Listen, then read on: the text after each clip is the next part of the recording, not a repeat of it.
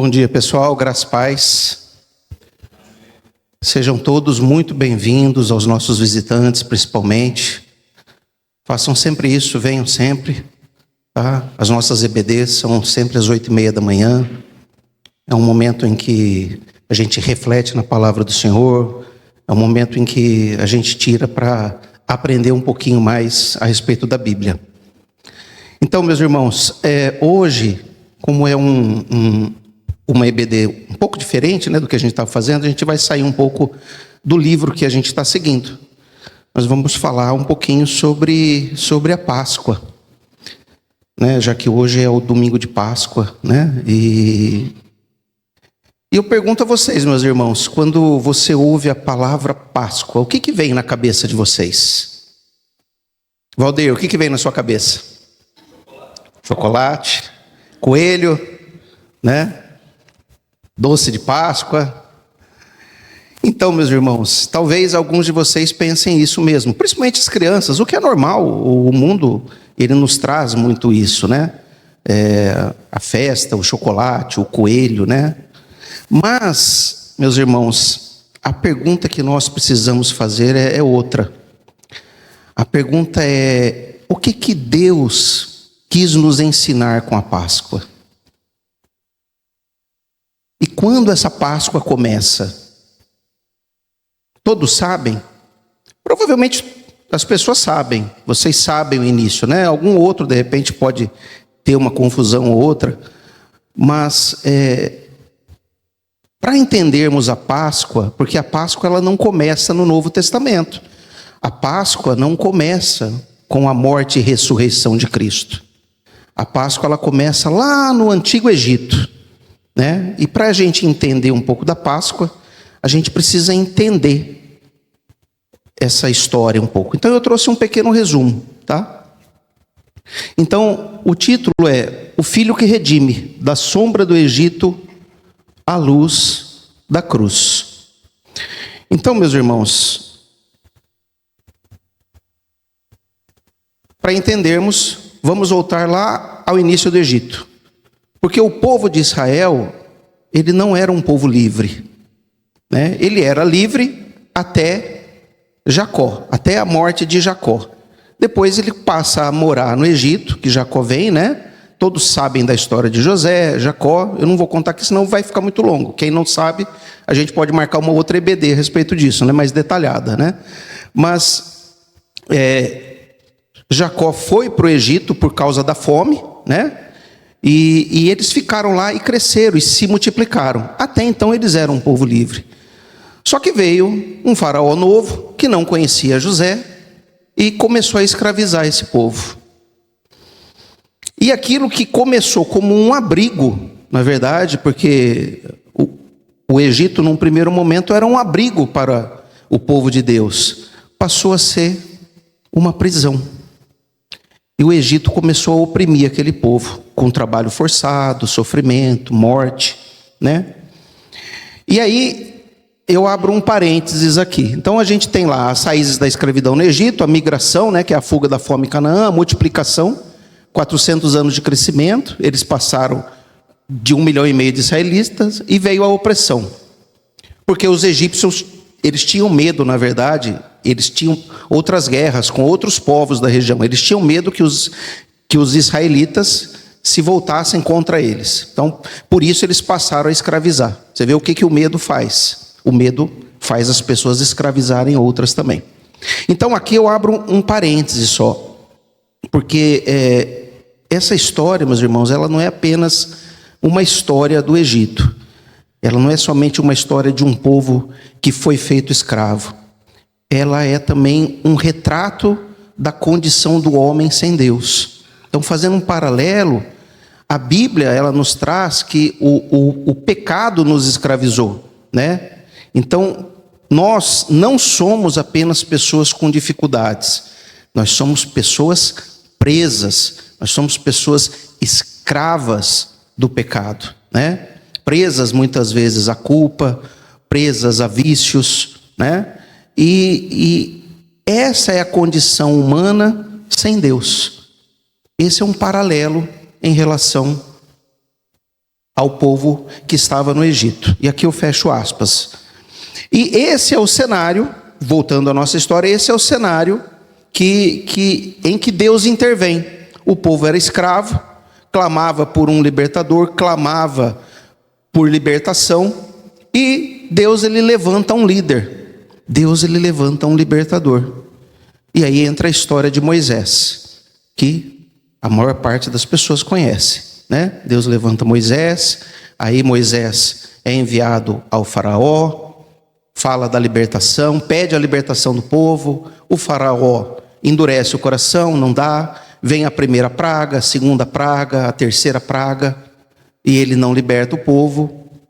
E Deus, a cada praga, Deus vai questionando o povo dele em relação aos deuses do Egito, porque em cada praga Deus ataca um deus do Egito, mostra que os deuses do Egito, eles não valiam de nada, só ele era Deus. Então chegamos até a 10ª praga. Todos se lembram da 10ª praga? Qual que é, Valdir? Estou perguntando para você porque eu sei que você sabe. A morte dos primogênitos. A morte dos primogênitos é a 10ª praga. Essa é a instituição da Páscoa, meus irmãos. Deus anuncia o juízo sobre o Egito, a 10ª praga. Então, essa história está lá em Êxodo 12. Eu vou ler aqui, Êxodo 12 para vocês, do 12 e o 13, tá? A palavra do Senhor diz assim, Êxodo 12, versículo 12 e 13. Porque naquela noite passarei pela terra do Egito, e ferirei na terra do Egito todos os primogênitos, desde os homens até os animais. Executarei juízo sobre todos os deuses do Egito. Eu sou o Senhor. O sangue vos será por sinal nas casas em que estiverdes. Quando eu vir o sangue, guardem essa frase, meus irmãos. Quando eu vir o sangue, passarei por vós, e não haverá entre vós praga destruidora, quando eu ferir a terra do Egito. Amém. Aqui, meus irmãos, percebam, Deus não disse, quando eu vir que vocês são bons, quando eu vir que vocês são bonitos, quando eu vir que vocês merecem. Ele disse, quando eu vir o sangue. Quando eu vir o sangue. A diferença, meus irmãos, não estava nas pessoas, dentro das casas. Ela estava no sangue na porta. E este foi o símbolo. O sangue na porta era o símbolo de que quando o anjo da morte passasse pelo Egito, as casas que estivessem com o sangue aplicado nas ombreiras da porta, que era o sinal visível da proteção contra o juízo, naquela casa os primogênitos não seriam levados. Então vejam, não é porque o primogênito que estava ali era bom, não é porque ele merecia, é porque naquela casa havia o sangue do cordeiro que foi morto. Então, meus irmãos, onde havia o sangue, a morte ela não entrava. E isso é a doutrina da substituição. É um cordeiro inocente morrendo no lugar de um culpado. Lembra alguma coisa? Essa era a Páscoa, meus irmãos. Ela não foi uma data bonita. Ela não foi um dia bonito. Ela foi um dia de morte. Ela foi um dia de desespero. E Deus, meus irmãos, Ele sempre apontou para Cristo, desde a instituição da Páscoa. Aliás, desde muito antes ele falava, desde Gênesis, né, ele falava que haveria alguém de pesar a cabeça da serpente. Só que ao longo de Gênesis para cá, ele foi revelando aos poucos. E aqui ele traz a anatomia teológica da primeira Páscoa. Como foi? Era um cordeiro sem defeito, assado por inteiro, sem ossos quebrados. É a substituição. Eram os pães asmos, assados às pressas e sem fermento, que simbolizava a ausência de pecado. E as ervas amargas, consumidas junto à refeição. A amargura da escravidão. Veja, meus irmãos, como Deus é intencional. Nada na Páscoa era aleatório. O cordeiro, ele tinha que ser sem defeito, o pão sem fermento e as ervas amargas. Tudo isso, meus irmãos, era um ensino. Como a gente falou, o cordeiro a substituição, os pães a ausência de pecado e as ervas a amargura da escravidão. A Páscoa, meus irmãos, era na verdade um sermão, assim, aos olhos nu. Era um sermão, é o enredo de um sermão, em que você pode ver o sermão, em que você pode vivenciar esse sermão. Deus, ele estava ali pregando o seu evangelho, que viria muitos anos depois, séculos antes da cruz. E os judeus, a partir dessa data, celebravam essa data todos os anos. Até hoje eles celebram. Num calendário judaico, eu não sei se cai, não pesquisei se cai no mesmo dia, eu acho que não, tá? Que o calendário do judeu é diferente. Eles celebram a Páscoa até hoje, mas eles não celebram a vinda de Cristo. Eles celebram a libertação do Egito. Essa é a origem da Páscoa. E a palavra Páscoa, o significado em hebraico dela é passar. Passar. É passar, né? Que fala. É o passar. É o anjo da morte ia passar. Quem tivesse o sangue, ele não entrava. Quem tivesse o sangue nos umbrais das portas. Muitos foram mortos. Só que os judeus, eles celebravam isso todos os anos, mas eles nunca perceberam que aquilo apontava para Cristo. Nunca foi percebido por eles. Até hoje. A maioria dos judeus, pelo menos, né? E que aquilo, meus irmãos, apontava para uma libertação muito maior, né? Ele apontava para a libertação da escravidão do pecado. Porque pecadores, todos nós ainda somos. Mas nós somos libertos por Cristo da escravidão desse pecado. Tá? E aqui eu abro um outro parênteses na nossa história, né? Porque a libertação física sempre foi pela graça. Né? No Antigo Testamento, a gente tende a pensar que era somente a lei. Né? Os judeus, ele achava que ele era salvo pela lei, pelo cumprimento da lei. Mas não, sempre foi pela graça. O israelita, ele não era salvo por obedecer perfeitamente, mas ele era salvo por confiar no sangue. Ele confiava no sangue daquele que foi morto. Ele confiava no sangue do cordeiro. Ele confiava no sangue dos sacrifícios que ele oferecia. Então, o cordeiro morria no lugar dele. Era substituição, era fé, era graça. Então, na saída do Egito, houve a expulsão imediata após a 10ª praga. As riquezas egípcias, né? Os egípcios liberaram as riquezas dele para que o povo levasse, né? Para que eles construíssem um local de adoração. Era a ordenança de Deus isso. E foi estabelecido um estatuto perpétuo, que era a festa anual, no mês de Abib, que é do calendário judaico. Então, a religião da graça, a salvação no Antigo Testamento, nunca foi por mérito. O israelita foi salvo pela fé no sangue do substituto. e não pelas obras da lei. Ficou ruim de ler ali, né? Não pelas obras da lei. Então, meus irmãos, era substituição. Então, voltando à nossa jornada, o povo sai do Egito. Moisés abre o Mar Vermelho, todos conhecem a história, eles vagam no deserto por 40 anos, né? Moisés sobe ao Monte Sinai para fazer os 10 mandamentos, né? As tábuas da lei.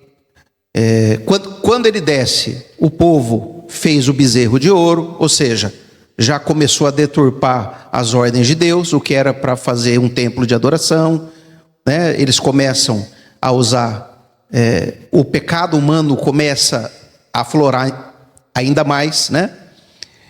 Depois tem a construção do tabernáculo, tem a Páscoa instituída todos os anos, até que Moisés chega às margens da terra prometida, e ali ele morre. E após a morte de Moisés, os judeus entram na terra prometida, né? Os israelitas, né? Na época, israelitas entram na terra prometida. E em tudo isso, meus irmãos, Deus mantém viva a promessa do Messias, que estava lá em Gênesis 3,15. E aqui, eu abro parênteses novamente para falar da jornada da promessa, mostrando do Éden, passando por Abraão, né? Quando Deus forma um povo a partir de Abraão, depois se afunila em Judá. Em Judá ele escolhe uma tribo para que o Messias viesse, né? E chega a Davi, quando ele levanta o rei Saul e depois Davi assume o trono. Então, a partir dos profetas, Deus começa a revelar com mais clareza como esse Messias viria. Até então havia uma promessa de um libertador, mas como esse libertador viria não se tinha detalhes ainda. E a partir dos profetas que o Messias viria não como um rei conquistador, mas como um cordeiro. E 700 anos antes, e nós falamos isso na quinta-feira, na abertura do culto, eu trouxe Isaías 53. A partir de Isaías, 700 anos antes da vinda de Cristo, Isaías trouxe a profecia, dizendo que ele foi oprimido, mas não abriu a boca, como um cordeiro foi levado ao matadouro. Então veja, meus irmãos, aqui a gente tem que Cristo viria como um cordeiro, não como um rei. Só que os judeus não entenderam isso. Eles não entenderam. E o cumprimento glorioso da promessa. Quando Cristo vem 700 anos após a profecia de Isaías, Cristo vem. E ele inicia o ministério dele a partir da declaração de João Batista, que é a declaração que redefine, meus irmãos, a história da salvação. João Batista disse às margens do Jordão, está lá em João 1:29, não sei se dá para ler bem ali, eu vou ler aqui, ó. No dia seguinte viu João a Jesus, que vinha para ele e disse: eis o Cordeiro de Deus, que tira o pecado do mundo. João, meus irmãos, está pregando ali naquele momento toda a história do Antigo Testamento. Ele está dizendo tudo aquilo apontava para Jesus, que estava ali a ser batizado. E após isso, após o batismo de Jesus, ele inicia o seu ministério, que dura mais ou menos 3 anos e meio. E quando ele está perto de ser crucificado, ele realiza aquilo que nós cristãos hoje fazemos uma vez ao mês, pelo menos. Outras igrejas fazem uma vez na semana, que é o cumprimento profético da última ceia. Deus está prestes a ser preso e crucificado. Mas naquela noite, e nós chegamos aí, meus irmãos, no ponto central, no momento central da história, onde os apóstolos e Jesus estavam juntos na última ceia, na celebração da Páscoa judaica. Eles estavam cumprindo o mandamento do Antigo Testamento, que era a celebração da Páscoa judaica. Mas naquela noite algo muda. Ele pega o pão, ele parte e diz: isto é o meu corpo. Depois ele pega o cálice e diz: este é o meu sangue. E naquela mesa, meus irmãos, o Cordeiro verdadeiro estava presente. Ele era o Cordeiro. Ele vinha para substituir aquilo que faziam no Antigo Testamento. Ele celebrou a ceia. Mas a ceia passou a ser, a partir da crucificação e ressurreição de Cristo, o momento em que nós celebramos a memória do que Cristo fez por nós, e não o que estava no Antigo Testamento, que era a libertação do povo no Egito. Quando a gente vem aqui, a gente está lembrando a ceia do Senhor. A gente está lembrando o que Cristo fez por nós na cruz. Então, o cumprimento profético da última ceia é isso, é a festa profética. Jesus está em Jerusalém. E o povo, os 500 anos sem um rei no trono de Israel, e Jesus está lá, o verdadeiro Cordeiro, que é o cumprimento, e a nova aliança. A partir de então, o que era apenas a sombra, passou a ser a nova aliança. O corpo, ele representado pelo pão partido, o sangue, o cálice da nova aliança, derramado para a remissão dos nossos pecados. A sombra, nesse momento, estava dando lugar à realidade, meus irmãos. A Páscoa sempre apontou para Cristo, e Cristo estava ali. Então, no Antigo Testamento, os sacrifícios pela Páscoa, eles eram anuais, e eles eram temporais, ou seja, a repetição, ela indicava a insuficiência. Hebreus 10 diz assim: porque é impossível que o sangue de touros e de bodes remova pecados. Então ele era cíclico, sacrifícios anuais. Já a aniquilação do pecado, ou da escravidão do pecado por Jesus, é único e definitivo.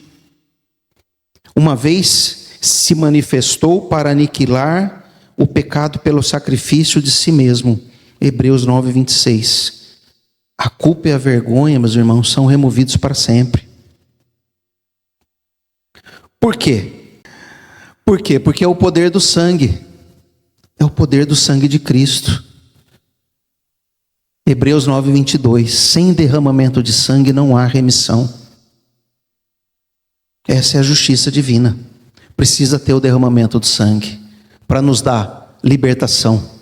Nós fomos resgatados da escravidão do pecado para nos purificar. O sangue nos purifica de todo o pecado. 1 João 1,7. Comunhão, o que nós fizemos hoje, Deus nos trouxe a comunhão entre irmãos, para celebrarmos e rememorarmos a ceia do Senhor. Por quê? Porque essa é a prova máxima do amor incontestável de Deus. E dali em diante, meus irmãos, o povo de Deus não celebraria mais a sombra, mas o cumprimento da promessa. Então, quando nós falamos de Páscoa, é o cumprimento da promessa que a gente está celebrando. E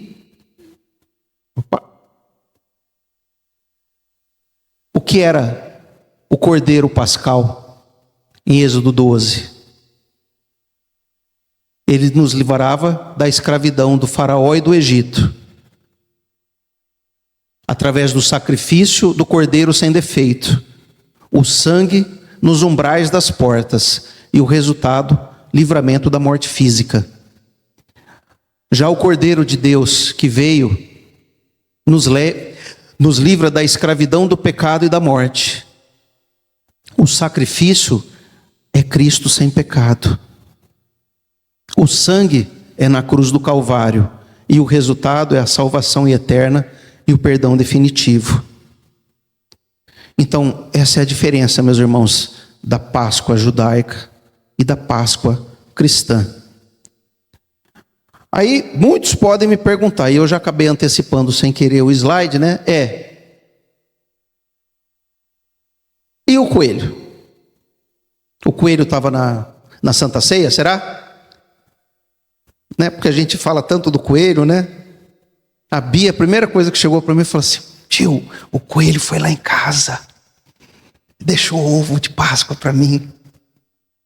E meus irmãos, a gente pode celebrar o coelho? Claro que pode, não tem problema nenhum. Mas a gente tem que entender que esses elementos, o coelho, os ovos, são símbolos antigos, ligados à fertilidade, à vida nova, de religiões pagãs, de culturas pagãs, que foram sendo misturadas ao longo da história.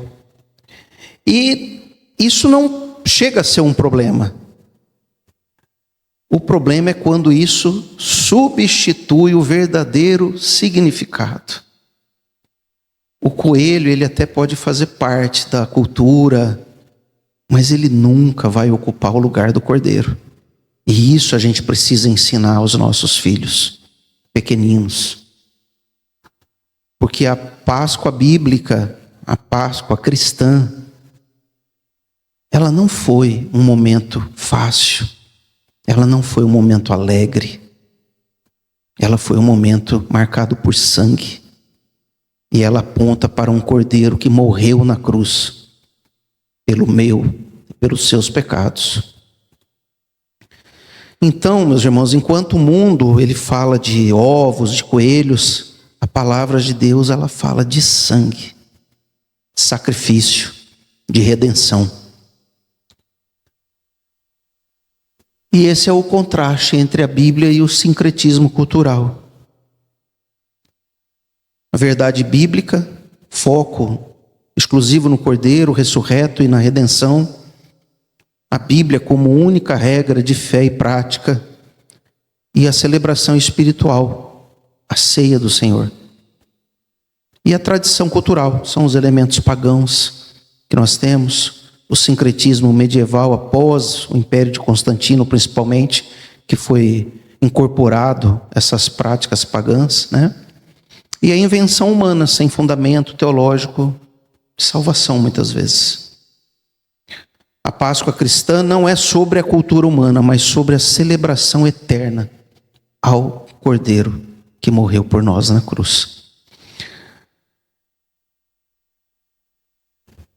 Então, meus irmãos, tenho tempo? Acho que foi até rápido. Eu fiz uma outra parte aqui.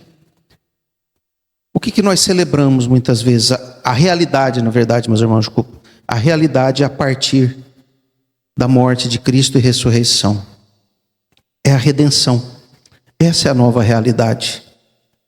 A redenção é o resgate e o preço pago. Ficou ruim para ler ali, né? Ficou escuro. Redenção é igual o resgate e o preço pago. A salvação teve um alto custo. Deus nos libertou do domínio das trevas e da escravidão, do pecado, pagando com a moeda mais valiosa do universo, um sangue precioso do seu filho. Você já imaginou, meus irmãos, você ter que dar o seu filho em sacrifício por pessoas pecadoras? Imagine, Deus deu. E ele já apontava para isso. Quando Abraão, Isaac, né, ia ser oferecido em sacrifício. No último momento ele falou não. Ele só estava apontando para o que viria, para a dor de um pai que teria que oferecer seu filho em sacrifício. Então, meus irmãos, o que o Cordeiro fez por nós? Duas coisas. Primeiro, a redenção, que significa um preço que foi pago. Nós éramos escravos do pecado e Cristo nos comprou com seu sangue. Mas não é só isso. Ele não para aí. Além da redenção, a reconciliação.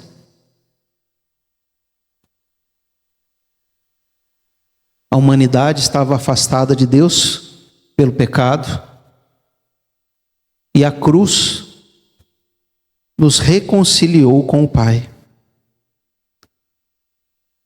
Cristo tirou essa distância que havia. O que era separação, meus irmãos, agora é comunhão. O que era medo, agora é acesso. Nós temos acesso ao Pai pela obra de Cristo. Antes, Deus não conversava com o povo de Israel. Ele só conversava com Moisés. Ele só conversava com seus profetas. Agora nós temos acesso ao Pai. E hoje podemos viver como redimidos e reconciliados. Quem éramos? Éramos escravos do pecado. Está lá em Colossenses 1,13. Éramos distantes de Deus. Efésios 2,13. E presos à culpa e à condenação. E quem somos hoje, meus irmãos? Comprados por um alto preço. Somos livres. Livres da escravidão do pecado. Recebidos como filhos amados. Nós temos intimidade com Deus. Com acesso direto e confiante ao Pai. A redenção, meus irmãos, lhe tira da escravidão do pecado, e a reconciliação restaura o relacionamento com Deus. Se hoje nós não celebramos somente uma tradição, nós celebramos um cordeiro que morreu e te redimiu e te reconciliou com Deus. Amém?